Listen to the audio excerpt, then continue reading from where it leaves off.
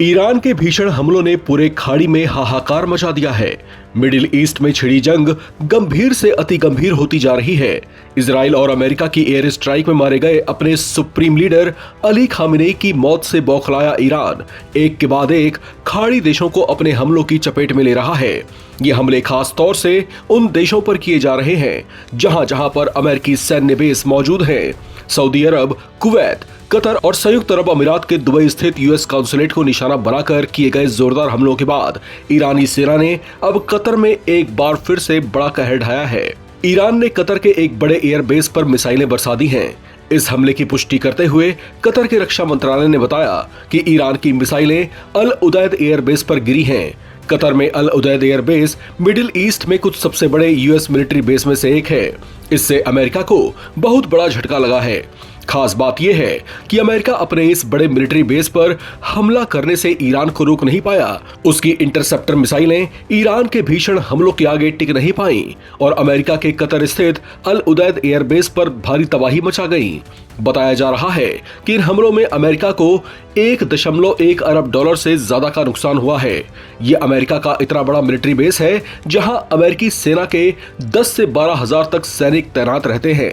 Qatar के रक्षा मंत्रालय के मुताबिक ईरान ने कतर की ओर 2 बैलिस्टिक मिसाइलें दागी। इनमें से एक को एयर डिफेंस सिस्टम ने हवा में ही रोक दिया, जबकि दूसरी दोहा के दक्षिण पश्चिम में स्थित अल उदैद बेस पर गिरी। इसे लेकर जारी सैटेलाइट तस्वीरों से इस बात की पुष्टि भी हुई है कि अल उदैद एयरबेस पर AN/FPS 132 अर्ली वार्निंग रडार के एक पार्ट पर बड़ा डैमेज हुआ है।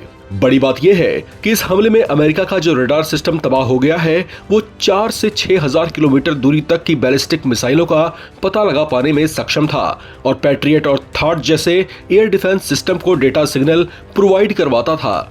युद्ध के इन संवेदनशील हालातों में ये अमेरिका के लिए बहुत बड़ा झटका है। आपको बता दें कि ईरान की सेना सऊदी अरब, UAE, कुवैत और बहरीन समेत कई देशों पर ताबड़तोड़ हमले कर रही है। सऊदी अरब में मौजूद अमेरिकी दूतावास पर भी 2 ड्रोन अटैक हुए हैं। वहीं UAE के दुबई में यूएस काउंसुलेट पर भी अटैक हुआ है।